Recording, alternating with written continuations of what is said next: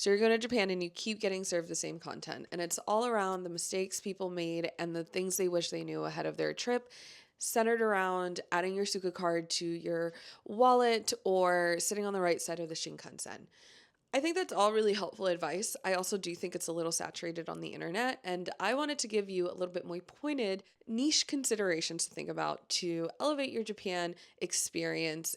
So, this is Hotel Edition. I'm going to give you all of my thoughts, considerations, and things that I think about when I'm booking a hotel. Take it, leave it, whether this matters to you or not is really up to you. Number one, when we are booking a hotel and we're looking at the photos online, we typically book through booking.com, shout out booking.com. We have found the experience to be really seamless with them. We've never really had an issue with a property, but whenever we've had to communicate being late or having to shift like a little bit of a checkout, check-in time, it's always been really helpful. Price transparency is there, and I don't know, I really enjoy it. Book through booking.com, and as I'm looking through the photos, I will start to notice like what kind of breakfast do they offer?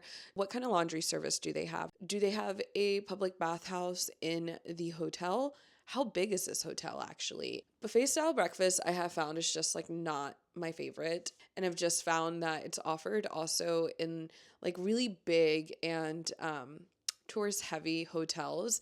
So I don't really enjoy the breakfast in general. And if you know Japan, you know that there are not a lot of places open super early for breakfast. So I think having a good breakfast option at the place you're staying at is really crucial. And I've just found I don't like the buffet options. So I will see if they offer like a, kind of like made to order or predetermined menu, and have found that I like that a lot more. It's like more boutique style, which kind of leads me to the fact that I love a boutique hotel experience. I'm not spending a lot of time in a hotel room, and the time that I am spending is supposed to be to rest. I just want it to feel relaxing, peaceful, calm, and I haven't found that to be my experience with really big hotels.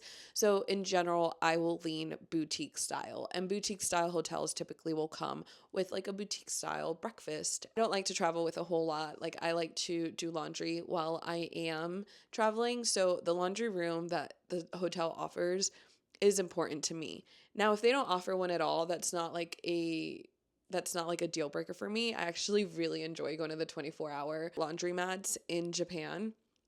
I think they're so cool, and like anyway, I had the worst time using a washer dryer duo in Kyoto, where there was also buffet style breakfast, where there was also a public onsen, where it was also like every tourist you could ever think of was staying there. It was genuinely such a crazy, like it was a fever dream. Did not like this hotel that we stayed at in Kyoto, but did learn a lot. Oh, if the hotel does not offer luggage transfer services, I think that's a little bit of a deal breaker for me. We stayed in a hotel in Ebisu that was fine. They were a little peculiar. It was like a self check-in kiosk, and they did not hold luggage past checkout times, and they did not offer luggage delivery services. There wasn't really many people like in the hotel managing it, so there was little staff. So I understand why they didn't offer the service. I've just come to realize that I really appreciate that service, and it is valuable to me to be able to leave my bags where they are and be able to leave, whether that's before the airport or before I'm leaving for another city. And also luggage delivery service. It just means so much to me to not have to travel with luggage on an airplane, on a train or a Shinkansen, whether it's local or I'm going far. I just rather ship it. It's so much easier and I don't have to worry about it. And it's never been an issue. So if a hotel does not offer it, it kind of inconveniences me. Bathrooms. Have we talked about the bathrooms?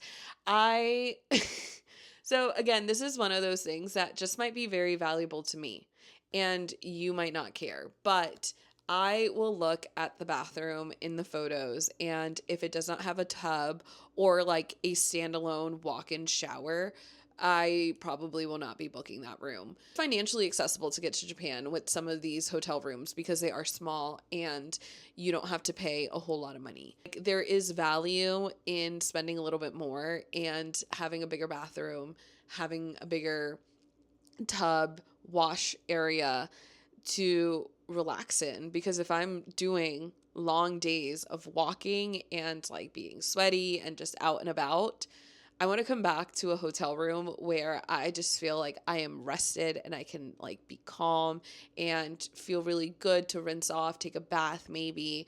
So those are the things that matter to me in my hotel experience. So we typically tend to stay at boutique hotels. We have pushed ourselves further to stay at more unique, smaller properties every time we go. So we've really moved away from even staying at those like larger, grand scaled properties and find either locally owned or just small chains.